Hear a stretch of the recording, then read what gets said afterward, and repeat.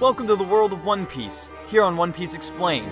We're starting this series to bring you information about the lore of One Piece, breaking down facts on the various locations, creatures, and the organizations that inhabit the globe. Eiichiro Oda, creator of One Piece, has spent the last 2 decades crafting this amazing world. It's filled to the brim with life of all shapes and sizes, any kind of environment you can imagine, and is full of adventure, and many mysteries still remain unanswered. So come along with us as we piece out the truth. Today on our first episode, we'll give you a basic overview of the geography of the globe and those rolling over it, plus a bit about the pirates that roam its seas.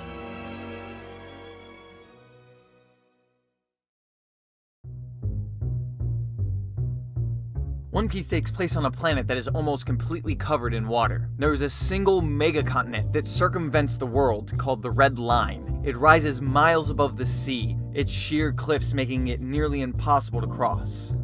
Running perpendicular to this landmass is the Grand Line, a massive sea current, often called the Pirate's Graveyard, and is filled to the brim with fearsome creatures and powerful organizations. Several island chains run through it, each island supporting its own unique ecosystem, weather cycle, and society.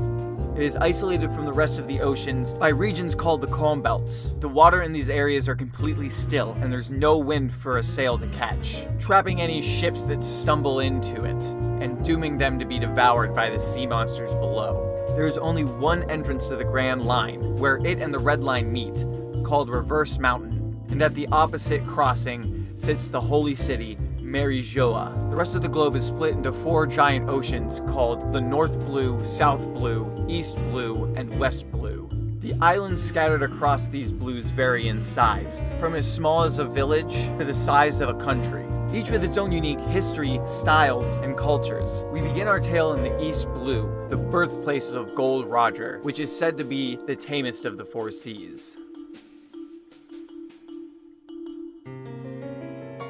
Almost all of society is controlled by an organization known as the World Government. It is ruled by a group of world nobles called the Celestial Dragons. These ultra-elite live in the Holy Land, miles above the world, isolated from the masses, and even believe themselves to be gods. They are cruel and take pleasure in harming or even enslaving those unfortunate enough to incur their wrath. They reign over hundreds of countries across the globe, giving these nations access to the government's military and economic resources.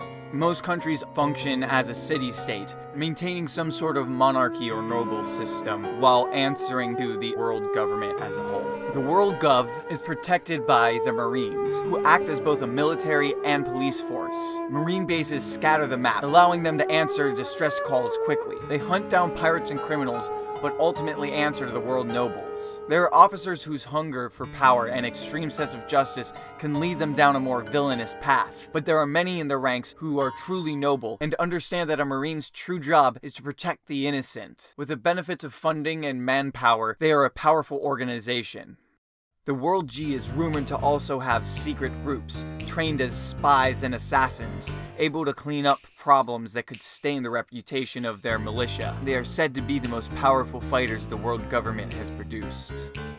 A powerful group of pirate captains called the 7 Warlords work with the government. They lend their strength to the nobles' causes when called upon, and in exchange their bounties are revoked and they gain other protections. This allows them to function without the prying eyes of the Marines or fear of imprisonment. This has caused a lot of friction with the Marines, as they are now forced to work with individuals that they cannot trust and have proven to be unpredictable. The government does not rule without opposition. There are large territories controlled by massive pirate crews, captained by powerful individuals called the 4 Emperors, or Yonko, because, Yonko sounds really awesome. But anyway, even the top officers of the Marines fear these monsters and their crews. They often fight amongst themselves, each trying to reach Roger's horde before the others can.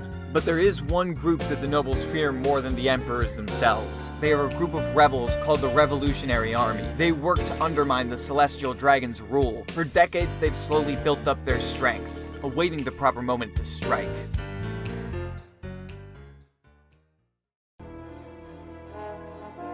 We can't talk about One Piece without talking about pirates, and there are a lot of them. When our story begins, the golden age of piracy is in full swing, ignited by the final words of Gold Roger, king of the pirates. My fortune is yours to take if you can find it. I left everything in one piece. In the 2 decades since his execution, his proclamation inspired countless souls to set out to sea, searching for the One Piece at the end of the Grand Line. Anyone who raises a Jolly Roger is hunted as a criminal by the government and the Marines. As a pirate's infamy grows, so does their bounty. The amount reflects their level of danger to the world government. They're often used as a gauge of an outlaw's strength, with most pirates gloating about their high bounties. Some even use the number to scare off potential rivals or entice others to join their crew. Each individual has their own reason for raising a black flag. Some lust for wealth, fame, and power, pillaging the innocent and plotting hostile takeovers, while others simply seek adventure, freedom, and a place to belong and call home. Crews can range from dozens to hundreds of crew members, with the most powerful captains commanding large armadas of ships. We've barely scratched the surface, and plan to make episodes that go into more detail on the various places and organizations we mentioned here today. Next week we'll be talking about devil fruits, the strange produce that bestow powers and abilities to those who consume them. If you enjoyed this video, show your support by giving a like. Subscribe to One Piece Explained to keep up to date on all our content, and leave any questions or feedback in the comments below. We'll see you next time.